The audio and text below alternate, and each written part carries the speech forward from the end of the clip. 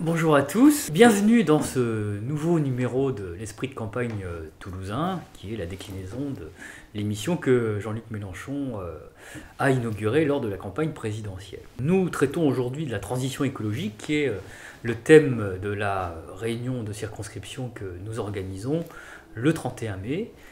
Cette réunion sera précédée d'apparitions publiques où nous irons à la rencontre des Toulousaines et des Toulousains de la circonscription pour évoquer cette question clé qui est l'urgence écologique. Vous savez que la planète se réchauffe à un rythme de 4 degrés pour la fin du siècle et que à ce rythme-là, eh bien, dans un siècle, malheureusement, on sera probablement plus là. Donc il y a véritablement une urgence à traiter et il est dommageable que cette urgence ne soit pas à l'agenda du gouvernement de M. Philippe, qui a été nommé par Emmanuel Macron, malgré la nomination de Nicolas Hulot au poste de ministre de l'écologie. Bon, on peut craindre que Nicolas Hulot soit là pour décorer dans un gouvernement qui est assez pro-nucléaire, puisque son Premier ministre a été membre de la direction du groupe Areva, et l'agenda d'Emmanuel Macron est clairement un agenda qui va pérenniser les réacteurs nucléaires. Donc sur cette circonscription, nous réaffirmerons que si nous envoyons suffisamment de députés à l'Assemblée nationale, eh bien nous militerons en faveur de la sortie du nucléaire, parce que le nucléaire, c'est dangereux.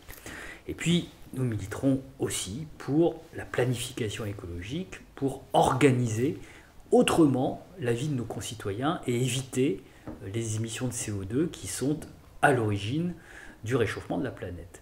Et au cœur de cette planification écologique, il y aura naturellement la politique des transports, qui est un dossier clé dans l'agglomération toulousaine qui est sururbanisée.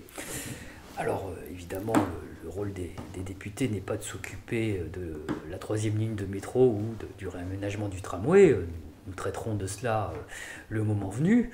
Mais ce qui est à l'ordre du jour pour les élections législatives, c'est notamment la politique aéroportuaire. Car vous savez que Emmanuel Macron a été maître d'œuvre lors de la privatisation de l'aéroport de Toulouse-Blagnac, dont on a confié les rênes à des Chinois dont on ne sait pas trop ce qu'ils vont faire de cet aéroport.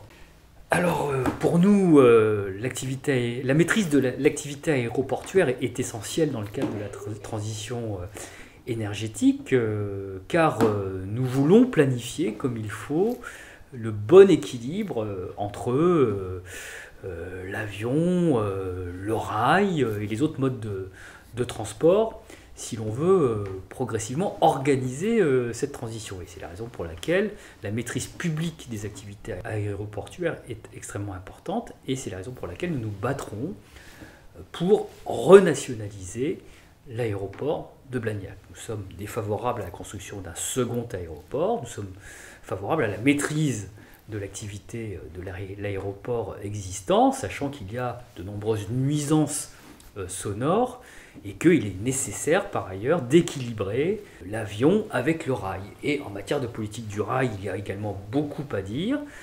Nous avons été nombreux au Conseil régional à nous opposer aux politiques de LGV et de gares inutiles. Nous sommes opposés notamment à la gare de la Mogère, qui est une grande gare inutile, construite en dehors de toute agglomération.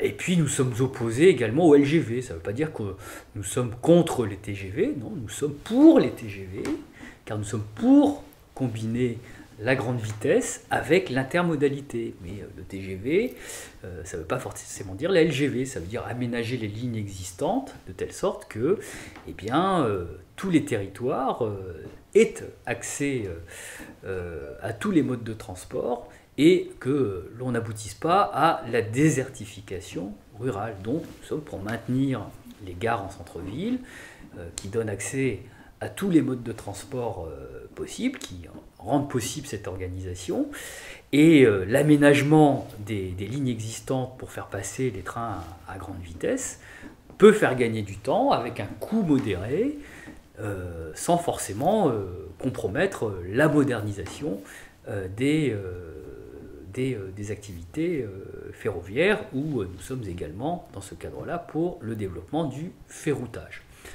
Alors tout ça est décliné dans le programme de la France Insoumise, où nous avons un programme qui organise la planification écologique dans le cadre de la relance économique. Nous avons un plan de relance de 100 milliards dans lequel 50 milliards sont consacrés à la transition écologique.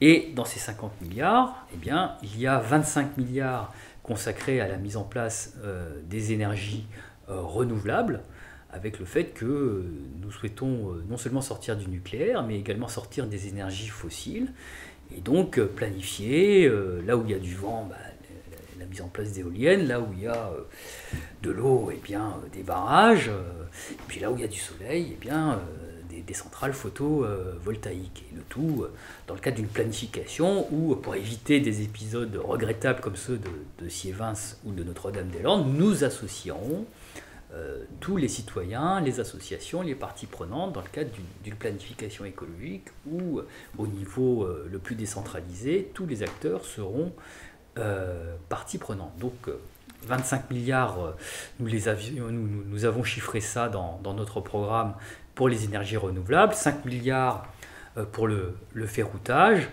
et le reste pour organiser les travaux d'isolation des habitations. Pour discuter de toutes ces questions, eh bien, nous invitons les Toulousaines et les Toulousains de notre circonscription à venir jeudi 31, ça sera le soir, à une réunion publique qui sera à la fois interactive et conviviale. Merci.